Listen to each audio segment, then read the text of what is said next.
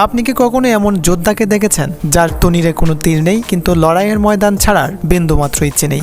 যখন ১৯ গজের সেই সবুজ গালিচায় পরাজয় সুনিশ্চিত, ঠিক তখনই শুরু হলো এক অদ্ভুত অবাধ্যতা।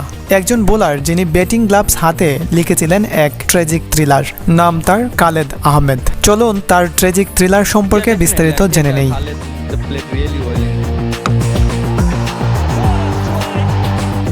বিপিএল এর ১৬তম ম্যাচ মুখোমুখি সিলেট টাইটান্স বনাম চট্টগ্রাম রয়্যালস। ১৯৯ রানের বিশাল পাহাড় টপকাতে গিয়ে একে একে সব আশার প্রদীপ নিভে গেছে। আমির জামেলের আগুনে বোলিংয়ে লন্ডভন্ড সিলেটের ব্যাটিং অর্ডার। হাতে মাত্র একটি উইকেট, আর জয়ের জন্য ১২ বলে চাই ৪২ রান। ক্রিকেটীয় যুক্তি বলছিল ম্যাচটা শেষ, কিন্তু খালেদ আহমেদ হয়তো অন্য কোনো গল্পের পাণ্ডুলিপি নিয়ে মাঠে নেমেছিলেন। বাতাসের আর্দ্রতা চাপিয়ে তখন বেশে আসছিল এক অনিশ্চয়তার গল্প।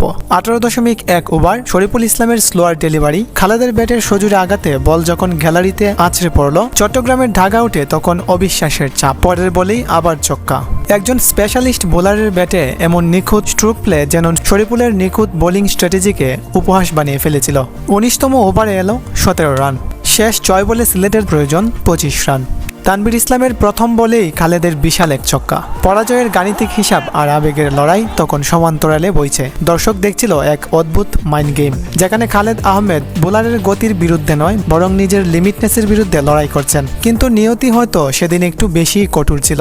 ১৯.৪ ওভার ব্যাটের সাথে বলের সংযোগ হলো না। তানভীর ইসলামের চাতুর্যে স্টাম্পিংয়ের শিকার হয়ে যখন খালেদ ফিরে যাচ্ছেন, তখন সিলেটের পরাজয় নিশ্চিত হয়ে গেছে ১৪ রানে। খালেদের ৯ বলে ২৫ রানের সেই ইনিংসটা হয়তো স্কোরবোর্ডে জয় লিখতে পারেনি, কিন্তু খালেদের ক্লান্ত দুচোখ আর মাঠ ছাড়ার সেই মন্তরগতি বলছিল তিনি লড়াই করেছেন, নিজের সর্বোচ্চটা দিয়ে চেষ্টা করেছেন।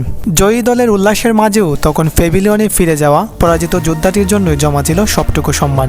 ক্রিকেট শুধু রান আর উইকেটের খেলা নয়, অনেক সময় এটি কঠিন পরীক্ষার খেলা হয়েও দাঁড়ায়। খালেদ আহমেদ ম্যাচ হারলেও জিতে নিয়েছেন হার না মানার সেই মানসিকতা, যা যে কোনো ট্রফির চেয়েও দামি। স্কোরবোর্ড হয়তো বলবে চট্টগ্রাম জিতেছে, কিন্তু সিলেটের সেই কালবৈশাখী জ্বর হয়ে থেকে যাবেন কেবল খালেদ আহমেদ। প্রশ্নটা কি তবে এটাই থেকে যায়, জয় কি শুধু সংখ্যায় মাপা হয় নাকি লড়াকু হৃদয়ে?